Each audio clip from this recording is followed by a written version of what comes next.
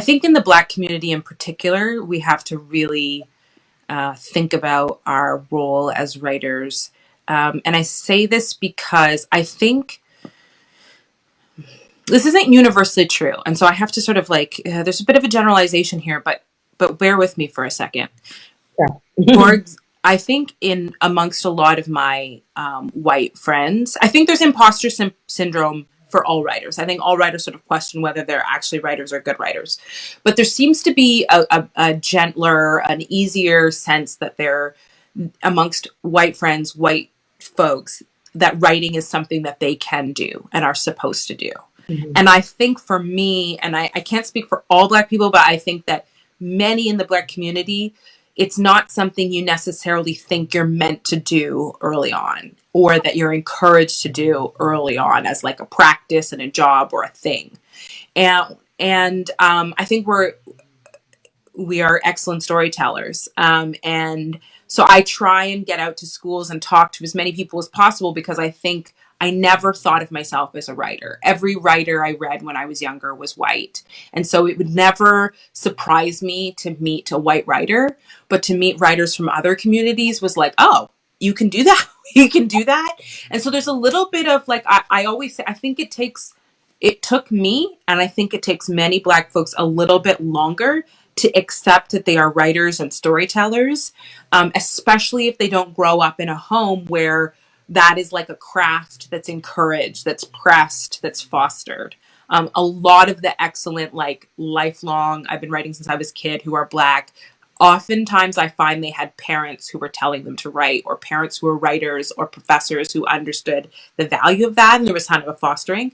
But much more often I come across people like you and myself who are good at it. It's something we do well, but it's not something we're necessarily like massaged into at an early age. And so we come at it later. We feel like imposters longer. It's things that we have to constantly sort of remind ourselves. I'm a writer. This is a space I'm meant to be in. And I look often to, in Canada, we have a lot of really phenomenal Indigenous writers. And Indigenous writers in Canada have not had the kind of support and access that they should have had all along. But I find that because storytelling is such an intrinsic part of their communities, that there is, when they get into it, it is like a space they just, they not only like dominate, but there's a confidence behind it that I think I still am working at, to be honest.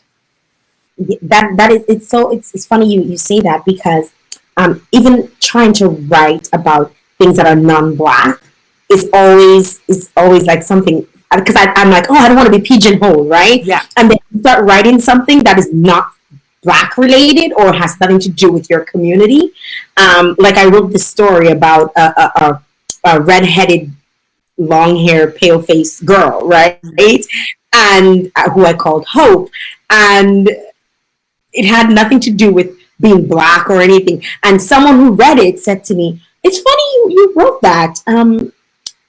Where did you get your inspiration from?" I'm like, I'm a human being. I observe things. Yeah. Like, don't you think we see what's out there, or we only see what's within our communities? Yeah. Like, we see everything just like everybody else. I'm just able to, I guess. Well, it's funny too, because in the industry, there's a lot of push if you're Black to write Black, capital BLACK stories. And two funny stories that makes me think of. One, Eden Robinson is an Indigenous writer, and she was like, she is a huge name, and I hadn't read her. And so when I found out that she was huge and that I should have read her, I picked up a book. It's called Bloodsport. I read it. There are no Indigenous people in the story. And I was like, what? How? I was like, had all these questions. And in subsequent books and other stories, there are like a lot of Indigenous characters, very much rooted in Indigenous storytelling. But it was a really important moment for me to read that and realize, we don't have to just be experts in our own in one kind of story, that we can tell lots of different stories. And also it just reminded me of the way that I was pigeonholing her, and the way people would perhaps pigeonhole me or pigeonhole other writers. Another thing that happened to me is when There's a magazine called Room, and it's a magazine for women, and they did a black, I don't want to call it a black issue, but they did an issue where they specifically, it was, yeah, where it highlighted the black community. And it was all the submissions were by black women and non-binary writers. And so I actually wrote a nonfiction piece about a woman who suffers multiple miscarriages. And it was, it's probably one of my favorite things. I'm really proud of it. I really loved writing it. It's very personal. It's very powerful. I've used it to share with other women who have gone through what I went through. And I think I was so grateful to them for that issue, because I think when I write, I so want people to learn something, know something about the Black community, to unpack something that maybe they didn't know before, or to unpack something that I'm unpacking. I don't know.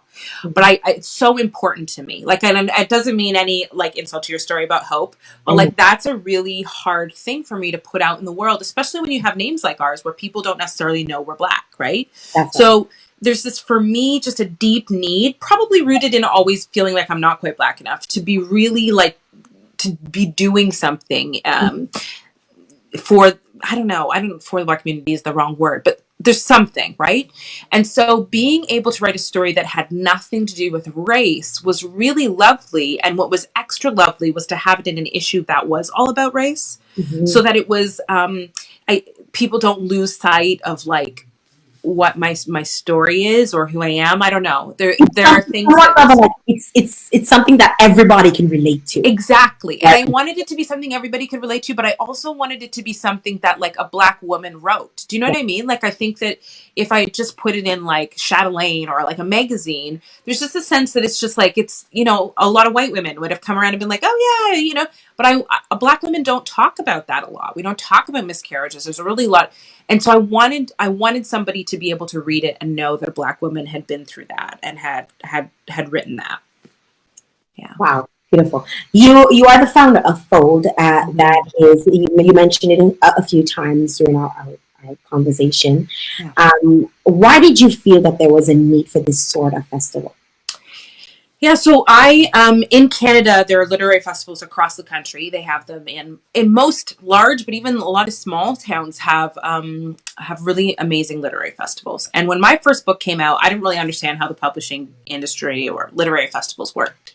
And, you know, my dad had been this famous CFL quarterback. I thought, oh, in these cities where he had been a major name, they're for sure going to want to invite us, right? It'd be like having a celebrity. You know, maybe they'll invite Dad.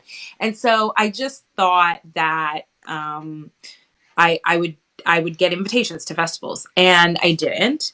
And I really love literary festivals, so I went to them. But I realized every time I went to them, I had this really awkward feeling of like, oftentimes being the only Black person in the room, oftentimes just feeling kind of stared at, kind of like I didn't fit in or didn't belong. I went to one literary festival, and I was in a dialogue workshop.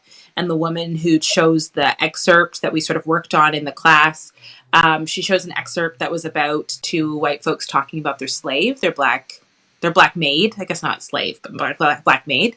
And I was like, oh, this is awkward. And then I was totally angry. I was like, of all the dialogue scenes in the entire world, oh my God, who would pick this? And then like, oh, if you picked this, you probably assumed there wasn't going to be a Black person in the room. And so there was all these things that were happening and that I was seeing. And there was this movement going on in the States about how we need more diverse books and how the same problems were happening in the US. And I just realized like the only way to make a change was to maybe do a festival where like we started with marginalized voices. And I live in a city just outside Toronto. Like it takes me 30 minutes to drive into the city, 30 minutes by train even. And so I thought, well, I'm going to set this festival in my city where there's no festivals and no major events. And I'm going to center it around underrepresented storytellers. And we're going to make this a really like epic festival without, by doing everything differently, by really starting with underrepresented storytellers, by not trying to pitch these like huge names all the time, but really looking at the ways we can leverage big names with really important voices. Yeah. So that's why and how it started. Now, most people, because of COVID-19, coronavirus sweeping the world, everybody's put everything on hold. But Yes. the whole festival continues. Tell us how because it's like your festival's about diversity, and you've diversified literally I know. this time around. Tell us a little bit about how you've actually um, uh, gotten the word out there, or kept up, and decided the festival is at the end of this month. End So of the that's month. Yeah. April 30th. April 30th. Yeah. Yeah. We Right. have a few preview events, like April 25th. We have one next weekend as well, but the main festival is the 30th to the 3rd.